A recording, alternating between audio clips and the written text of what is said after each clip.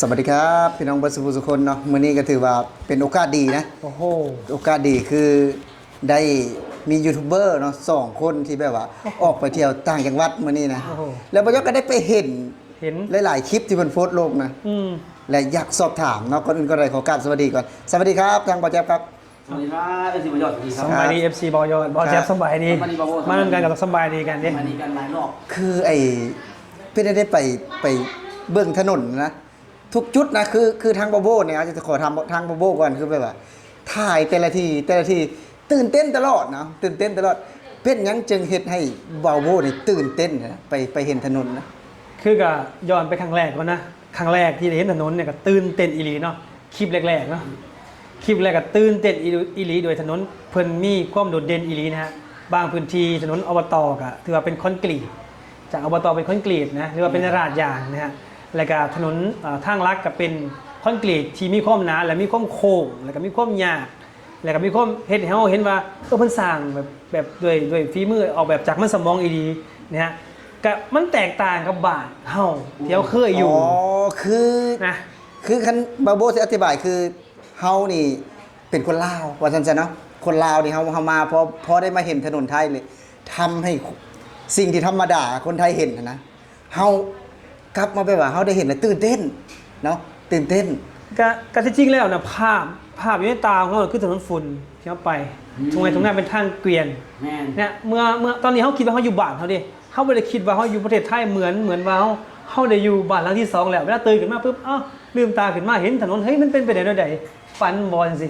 เนี่ยเพราะฝันบอลสิแล้วมันเนี่ยเกิดมีความตื่นเต้นเวลาไปเนี่ยแล้วก็ชี้สงสัยว่าเป็นอย่างที่ตื่นเต้นนะตื่นเต้นจริงๆแล้วก็เข้ามาตื่นเต้นนี่มันตื่นเต้นอีหลีตั้งแต่คลิปแรกเนี่ยเพราะว่าคลิปที่2คลิปที่3คลิปที่4คลิปที่5มันก็เลยกลายเป็นอินเตอร์เทนในการสร้างสีสันในการเฮ็ดคลิปวิดีโอถ้าบาบูเห็นแล้วตื่นเต้นครั้งแรกคลิปที่2มาตื่นเต้นที่ย่างไปทื่ออยู่จังน่ะมันก็มันสไตล์มันก็มันคาแรคเตอร์ในการเฮ็ดคลิปเนี่ยเพราะการเฮ็ดคลิปเนี่ยมันต้องมีอินเตอร์เทนเนี่ยเพื่อสร้างความบันเทิงในการรับชมนะฮะอันนี้คือเนี่ยสำหรับผู้ที่มักเบิ่งก็จะมองว่าเป็นการบันเทิงการอินเตอร์เทนแล้วก็ผสมผสานกับคอมเมนต์แต่คนที่บ่มักก็จะจับหาจุดผิดจุดที่จะมาข่มมาเหยียบมายามว่าเอ้ยเป็นยังคือจังตื่นเต้นตลอดสำหรับคนที่บ่มักก็แล้วกันจังซั่นเด้ก็คือในมุมมองเฮาก็คือบ้านเฮาบ่มีล่ะคันเว้าแล้วเนาะเฮาว่าเห็นเฮาก็ประทับใจแล้วก็อยากถ่ายทอดให้พ่อให้แม่เฮาได้เบิ่งเนาะในถนนแบบนี้นะถนนต่างจังหวัดแบบที่แบบว่าถนนธรรมดาบ้านเฮาอ่ะแต่ว่าพ่อบ้านเพิ่นอ่ะจะบ่ได้คือได้บ้านเฮาบ่มีดินแดงเลยเนาะมันจังซี่ได้บ่ยอดมันแบ่งออกเป็น2ไอ้ว่าสเต็ปไปก่อนอันแรกคือตื่นเต้นก่อนแต่2จะเป็นเจตนารมณ์ก่อนว่าสร้างขึ้นเพื่ออีหยังเฮ็ดขึ้นเพื่ออีหยังเฮาจึงได้ทายต่อไปว่าเฮ็ดขึ้นเพื่อคนลาวอยากเห็นให้พ่อแม่เฮาได้เห็นนะเพราะว่า1เฮาก็ตื่นเต้นก่อน2เฮ็ดเพื่อหยังแล้วเป็นหยังคือต้องถ่ายคลิปวิดีโอนะให้บ่จะบอกว่าเฮ้ย1เฮ็ดเพื่อหยังตื่นเต้นเพื่ออย่างและซื้อไปเพื่ออย่างในมุมมองของบอแจ๊บบ่ในมุมมองของบอแจ๊บเนาะก็คือในนอกแหละมันหลายๆครั้งบอแจ๊บตื่นเต้นจริงนะบอแจ๊บบอกตรงเพราะว่าอย่าลืมว่าต่างจังหวัดนี่บอโบออกบ่อยแต่บอแจ๊บเนี่ยนานๆนี่ออกเทื่อนึงนะช่วงแรกๆที่เขาไปกันเนาะถนนบางเส้นบอแจ๊บบ่เคยเห็นเลยแล้วก็เขาเห็นป่าเขานึกภาพออกหรอว่าตรงนั้นมันจะมีถนนแบบงามๆอยู่นะเขานึกภาพออกดอกเพราะว่าปกติเขากลับบ้านเขาก็ใส่แต่ทางหลักทางเส้นใหญ่อยู่แล้วเฮากับคุ้นชินเฮาอาจจะไม่ได้ตื่นเต้นแล้วตรงนั้นแต่พอในป่าเนี่ยเพิ่นสร้างในทงหน้าบ่มันยังบอกเฮ้ยมันเป็นภาพที่บ้านเฮาบ่มีแน่นอน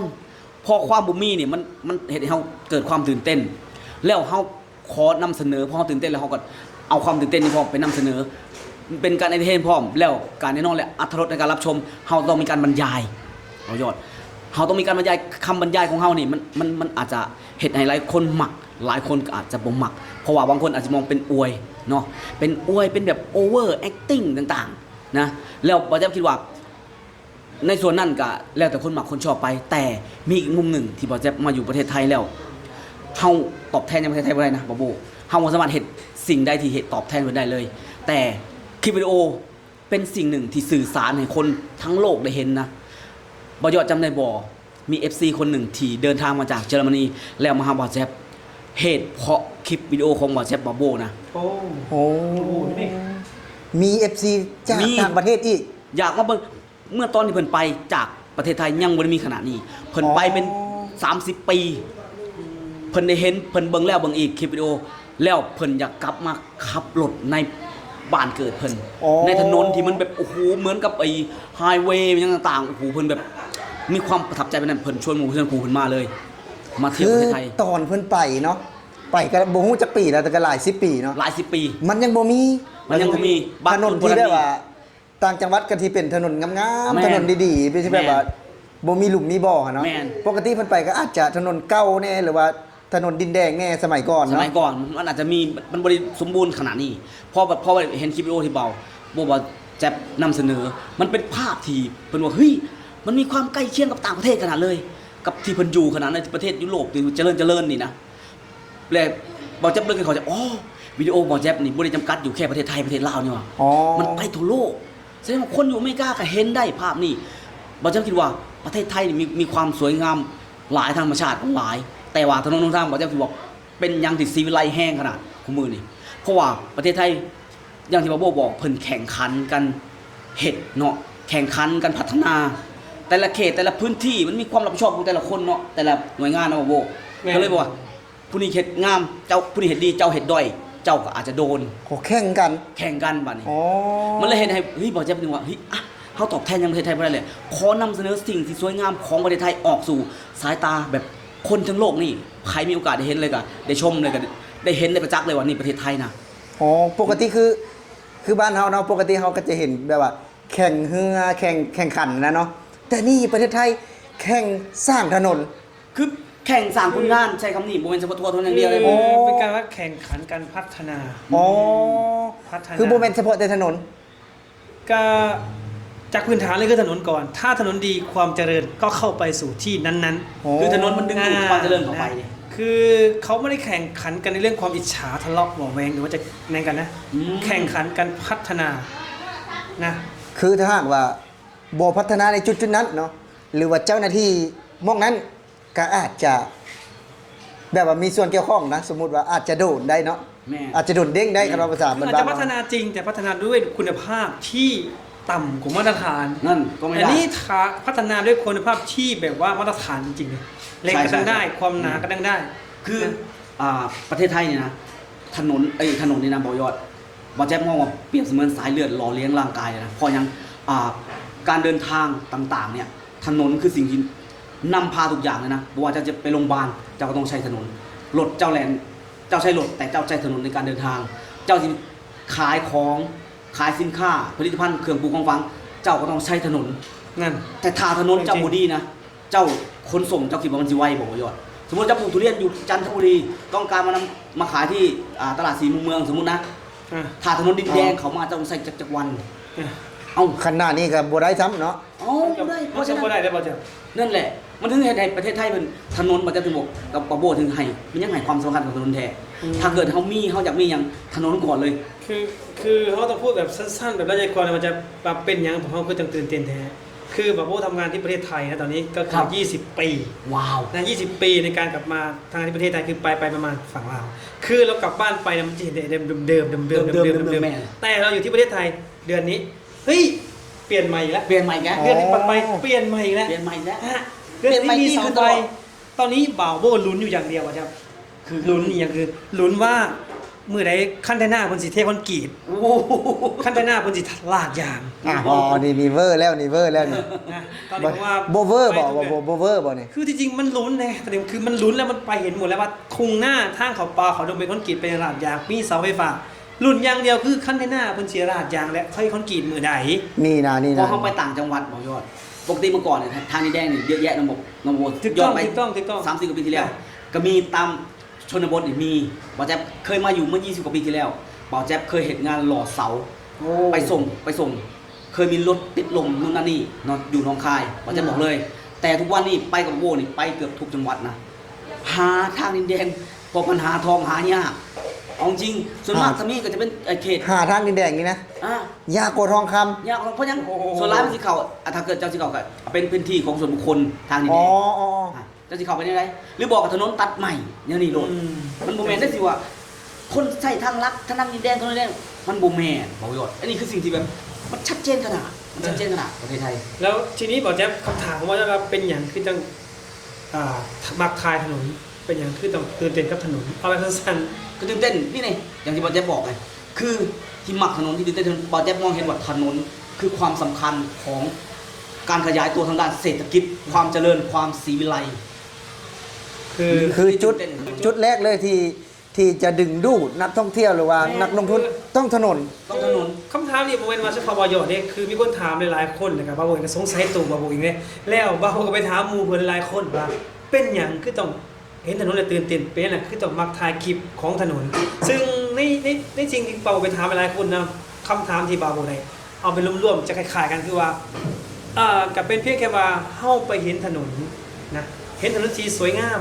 นะฮะเกิดความตื่นเต้นนะฮะเกิดความมัก แมน แล้วก็หยิบภาพคือว่าโทรศัพท์เฮามาถ่ายภาพไว้นะฮะถ่ายภาพไว้เพียงเท่านั้นเองนะเมื่อออกสื่อไปแล้วก็กลายเป็นว่าเฮ้ยคือยังชื่นชมถนนประเทศไทยเป็นยังคือมักถนนประเทศไทย นั่นแหละ ก็เลยทำให้เป็นประเด็นนี้ขึ้นมาเนาะ แม่ แน่นอน เพราะว่าการสั้นๆในจะควบแล้วก็คือเห็นแค่ถนนสวยถนนงาม เราก็เลยหยิบภาพโทรศัพท์เอามาถ่ายเก็บไว้ ครั้งในชีวิตครั้งหนึ่งได้เห็นได้ผ่าน ไม่ได้มีเจตนาเพื่อจะอวยเพื่อจะถ่ายเพื่อลอกเลียนแบบ และถ่ายเพื่อประชดประชันบ้านใดบ้านหนึ่ง โมแมนจริงๆมันโมแมนหรอกแต่ถามว่าบ้านเราอยากได้ผมบอกตัวอยากได้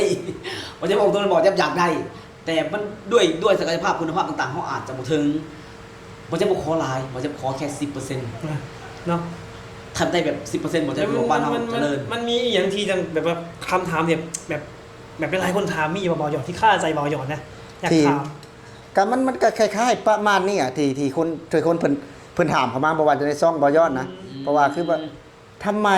เนาะแล้วก็คือมีคนพากถามบ่ยอดมานะบ่ยอดจึงมาถามมื้อนี้นะ อ๋อ เพราะว่าตั้งแต่ปีที่แล้วนะเพราะว่าบ่ยอดก็บ่ได้อยู่กับบ่โบเด้บ่ได้อยู่ใกล้กันอยู่ต่างจังหวัดตอนนั้นว่า คือส่วนตัวเองยอมรับเลยมันโอเวอร์มันแบบ acting เนาะพวกเนี้ยเนาะคือเขาเดินเข้ามาในวงการนี้แล้ว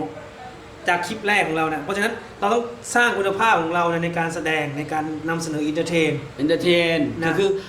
ถ้าการนำเสนอแน่นอนอยู่แล้วเรานำเสนอภาพจริงอยู่แล้ว อืม แต่ว่าอรรถรสในการรับชมก็คือเราบรรยาย แล้วก็ใส่อรรถรสเข้าไป มันอาจจะมีบางคำที่เขาเรียกว่าเติมแต่งให้มันดูแบบ อาจจะดูเวอร์เกินไปเนาะ ดูเวอร์แล้วถ้าเกิดบ่ดูเวอร์มันก็บ่เกิดคำถามมันก็บ่น่าเบิ่ง แม่น และสถานที่ที่เข้าไปคือสถานที่ใหม่ทั้งนั้น แมน เพราะฉะนั้นถนนประเทศไทยเหมือนกันหมดเลย บางคนก็ดูแป๊บเดียวเอ้ยเอาแต่ถนนเก่ามาให้เบิ่ง แมนบางคนคิดแบบนั้นก็มี อ่า บางคนนี่บอกจะกับแบบมีคนมาเมนแบบนั้นนะเฮ้ยถ่ายที่เดิมๆซ้ำๆเฮาก็นึกเป็นในใจโอ้แสดงว่าการสร้างถนนหนทางมันเป็นมาตรฐานเดียวกันที่แบบว่า มีคุณภาพ อย่างนี้คนเบิ่งบ่ออกเลยบางครั้งอ่ะ นี่แหละว่าจะที่มี FC ถามบ่าว่าอะไรก็ไม่รู้จะตอบยังไงดี คลิปผมเจ้าสองคนเดี๋ยวจะทายให้เบิ่งทายคนลาวเบิ่งเอ้าข่อยบ่เห็นมีคนลาวมาเบิ่งเลย นี่บ่าวยอด มีเขายอด บ่าวยอดคนลาว แต่สำหรับบ้านหมอแจ๊บมีนะ นั่น มีเด็กน้อยเขายังแบบยังมาแซวหมอแจ๊บอยู่เลย คือช่องของหมอแจ๊บตอนแรกหมอแจ๊บบอกว่าให้ทุกคนเลยว่าโอ้ยผมไม่ให้เบิ่งหรอกช่องผมไม่ให้รู้จักพอหมอแจ๊บกลับบ้านถึงได้รู้ว่าเอ้ามีคนเบิ่งวิดีโอของหมอแจ๊บมีคนเบิ่งโดยเฉพาะบางคนนะคนลาวที่อยู่ในประเทศไทยนี่เขาใช้เบอร์ไทยนะเป็นการสำรวจว่าเป็นของคนไทยจริงๆมีคนลาวเบิ่งคือกัน คนลาวนี่บ่จะคิดว่าเบิ่งก็หลายนะเบิ่งใช่เพราะว่าบางเทื่อเฮาเอาไปทำงานหรือว่าเฮาไปเที่ยว เพิ่นยังทักเฮาอ่ะคนที่เพิ่นเห็น แต่ว่าเป็นหยังจังขึ้นเป็นว่าไทยเพราะว่าเพิ่นใช้เบอร์ไทยเด้ เนี่ย คนลาวเนี่ยเบิ่งมีหลาย แล้วก็อยู่ต่างประเทศก็มีเม่นมันภาษาอังกฤษก็มีบางส่วนที่เม่นมาในช่องหมอแจ๊บคือด้วยความที่เป็นเจ้าของช่องเขาก็จะเห็นทุกเม่นแม่นบ่บ่ บ่าวแจ๊บตอนนี้บ่าวยอดเพิ่นได้คำตอบแล้วแต่เฮาแล้วบ่หรือยังไงต้องถามเพิ่น ได้เลยบ่ ได้คำตอบเฮาแล้วบ่ ได้เลยบ่ ได้แล้ว ต้อง ได้ ส แล้ รุ ว ปเลยว่าได้ประมาณไหน ก็คือเรื่องราวเนาะเป็นเรื่องราวที่ FC ถามมาว่าบาโวนี่นะมาอยู่ประเทศไทยนี่ก็18จะไป20 ปีแล้วนะประมาณ 17-18 ปีนะเพิ่นว่าตอนนั้นนะพอเพิ่นคอมเมนต์กับเป็นแต่ปีที่แล้วแล้วเพิ่นมาถามภาคถามมันยังคือตื่นเต้นตลอดแท้เนาะเพิ่นก็มาอธิบายอย่าบอกถือว่าชัดเจนแล้วนะวันนี้ถือว่าหนึ่งเลยก็คือเพิ่นถ่ายทอดเพิ่นก็ตื่นเต้นจริงเนาะแต่ว่ามีบางคำหรือว่าที่แบบว่าการนำเสนอมันอาจจะดูเวอร์ไปนิดนึงมันก็บ่แปลกเพราะว่าเฮาทำคอนเทนต์เด้เนาะถ้าหากว่าเฮาบ่แสดงแบบนี้บ่เว้าแบบนี้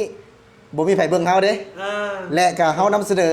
เป็นถนนไทยก็สวยงามอีหลี แม่ แต่ ภาพจริง แต่เพียงแต่ว่าเฮาเฮ็ดแนวใดเนาะ ทุกคนถึงจะหันมาสนใจแล้วมาเบิ่งมันเป็น ที่นำเสนอ แม่มันเป็นวิธีนำเสนอของเพิ่นพี่น้องเนาะสำหรับมื้อนี้ถือว่าคลิปนี้บ่าวยอดก็ขอบคุณเนาะทางบาโบและก็บ่าวแจ๊บเนาะถือว่าคลิปนี้ก็ขอบคุณครับ สวัสดีครับ สวัสดีครับผม